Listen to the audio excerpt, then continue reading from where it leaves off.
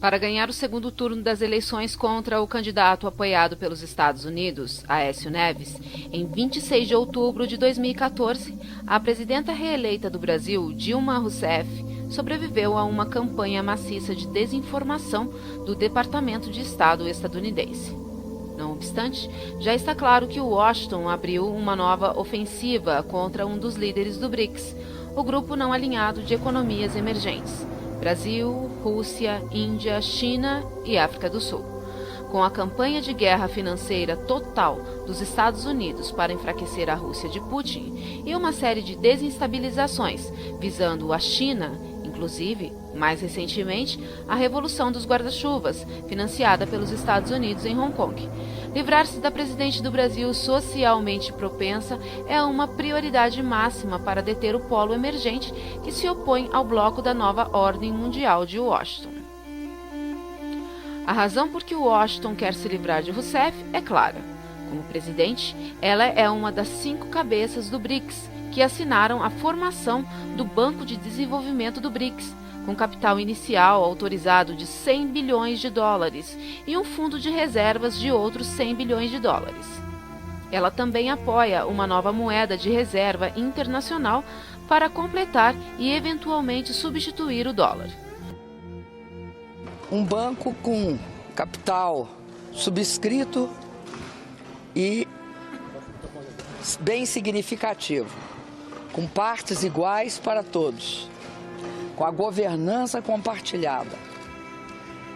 Isso muda as condições de financiamento desses 5 países, que são os BRICS. E isso não é satisfatório, além de um acordo contingente de reservas de 100 bilhões. No Brasil, ela é apoiada por milhões de brasileiros mais pobres, que foram tirados da pobreza por seus vários programas, especialmente o Bolsa Família, um programa de subsídio econômico para mães e famílias de baixa renda. O Bolsa Família tirou uma população estimada de 36 milhões de famílias da pobreza, através das políticas econômicas de Rousseff e de seu partido, algo que incita verdadeiras apoplexias em Wall Street e em Washington.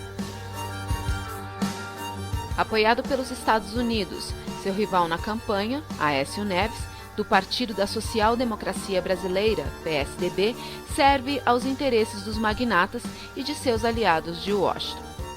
O principal assessor econômico de Neves, que se tornaria ministro da Fazenda no caso de uma presidência de Aécio Neves, era Armínio Fraga Neto, cidadão norte-americano e brasileiro, amigo íntimo e ex-sócio de George Soros e seu Quantum Fund. O principal conselheiro de Neves, e provavelmente seu ministro das Relações Exteriores, tivesse ele ganhado as eleições, era Rubens Antônio Barbosa, ex-embaixador em Washington e hoje diretor da ASG em São Paulo. A ASG é o grupo de consultores de Madeleine Albright, ex-secretária de Estado norte-americana durante o bombardeio da Iugoslávia em 1999. Albright, dirigente do principal grupo de reflexão dos Estados Unidos, o Conselho sobre Relações Exteriores, também é presidente da primeira ONG da Revolução Colorida, financiada pelo governo dos Estados Unidos, o Instituto Democrático Nacional. Não é de se surpreender que Barbosa tenha conclamado, numa campanha recente, o fortalecimento das relações Brasil-Estados Unidos e a degradação dos fortes laços Brasil-China, desenvolvidos por Dilma Rousseff na esteira das revelações sobre a espionagem norte-americana da Agência de Segurança Nacional, NSA, contra Rousseff e seu governo.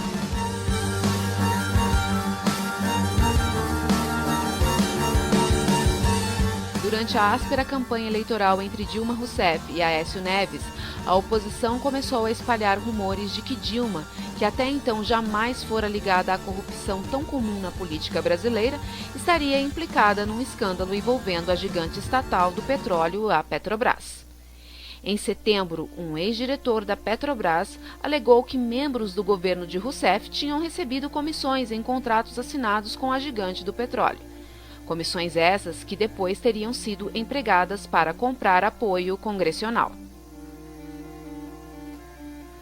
Apenas alguns dias depois da vitória arduamente conquistada por Dilma Rousseff, a maior firma de auditoria financeira dos Estados Unidos, a PricewaterhouseCoopers, se recusou a assinar os demonstrativos financeiros do terceiro trimestre da Petrobras. A PwC exigiu uma investigação mais ampla do escândalo envolvendo a companhia petrolífera dirigida pelo Estado.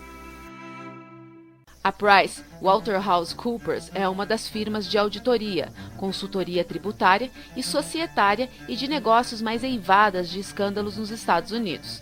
Ela foi implicada em 14 anos de encobrimento de uma fraude no grupo de seguros, o qual estava no coração da crise financeira norte-americana de 2008. E a Câmara dos Lordes britânica criticou a PwC por não chamar atenção para os riscos do modelo de negócios adotado pelo banco Northern Rock, causador de um desastre de grandes proporções na crise imobiliária de 2008 na Grã-Bretanha, cliente que teve que ser resgatado pelo governo do Reino Unido.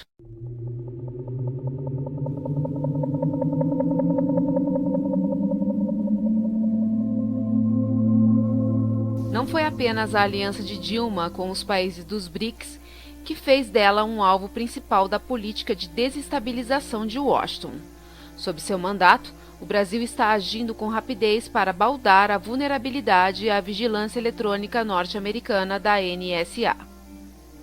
Dias após a sua reeleição, a companhia estatal Telebrás anunciou planos para a construção de um cabo submarino de telecomunicações por fibra ótica com Portugal através do Atlântico. O planejado cabo da Telebrás se estenderá por 5.600 quilômetros da cidade brasileira de Fortaleza até Portugal. Ele representa uma ruptura maior no âmbito das comunicações transatlânticas sob domínio da tecnologia norte-americana. Notadamente, o presidente da Telebrás disse numa entrevista que o projeto do cabo será desenvolvido e construído sem a participação de nenhuma companhia estadunidense. As revelações de Edward Snowden sobre a NSA em 2013 elucidaram, entre outras coisas, os vínculos íntimos existentes entre empresas estratégicas, chave de tecnologia da informática, como a Cisco Systems, a Microsoft e outras, e a comunidade norte-americana de inteligência. Ele declarou que a questão da integridade e vulnerabilidade de dados é sempre uma preocupação para todas as companhias de telecomunicações. O Brasil reagiu aos vazamentos da NSA periciando todos os equipamentos de fabricação estrangeira em seu uso, a fim de obstar vulnerabilidades de segurança e acelerar a evolução do país rumo à autossuficiência tecnológica. Até agora, virtualmente todo o tráfego transatlântico de TI encaminhado via costa leste dos Estados Unidos para a Europa e a África representou uma vantagem importante para a espionagem de Washington. Se verdadeiro ou ainda incerto, o fato é que, sob Dilma Rousseff e seu partido, o Brasil está trabalhando para fazer o que ela considera ser o melhor para o interesse nacional do país.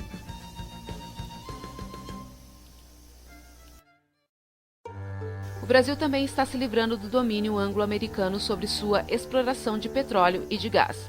No final de 2007, a Petrobras descobriu o que considerou ser uma nova e enorme bacia de petróleo de alta qualidade na plataforma continental no mar territorial brasileiro da Bacia de Santos. Desde então, a Petrobras perfurou 11 poços de petróleo nessa bacia, todos bem-sucedidos. Somente em Tupi e em Iara, a Petrobras estima que haja entre 8 a 12 bilhões de barris de óleo recuperável, o que pode quase dobrar as reservas brasileiras atuais de petróleo. No total, a plataforma continental do Brasil pode conter mais de 100 bilhões de barris de petróleo, transformando o país numa potência de petróleo e gás de primeira grandeza, algo que a Exxon e a Chevron, as gigantes do petróleo norte-americano, se esforçaram arduamente para controlar.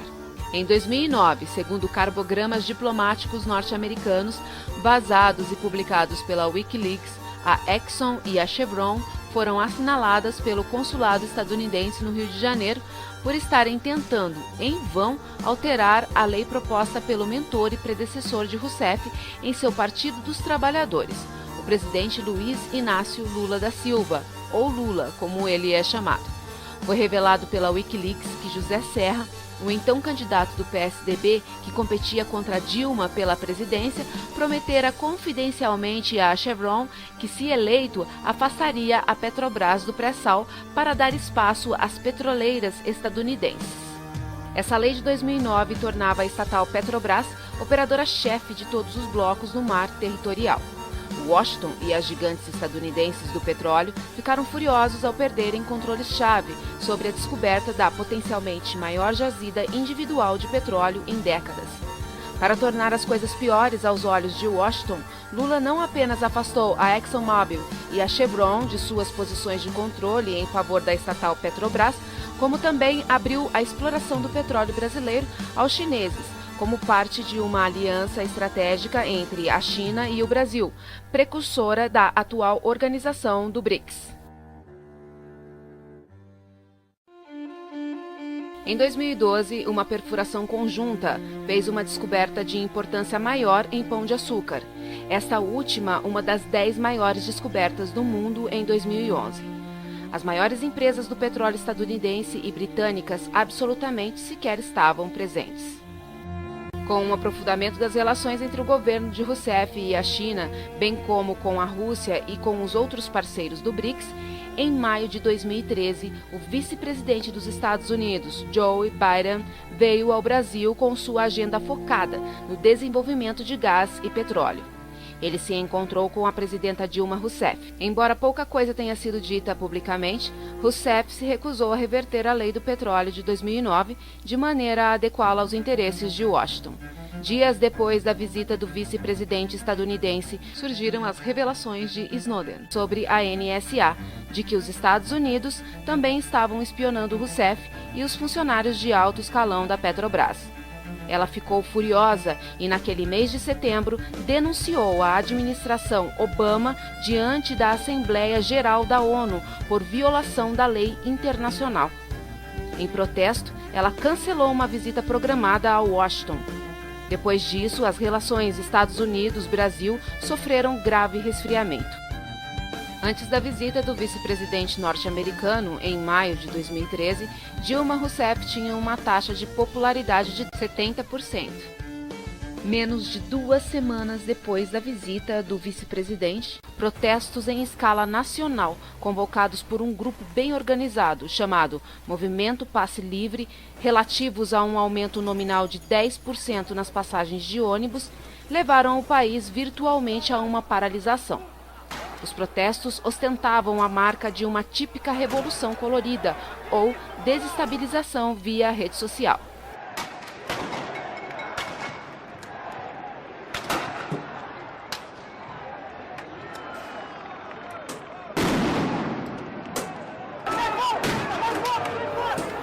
O que parece seguir o vice-presidente norte-americano por onde quer que ele se apresente.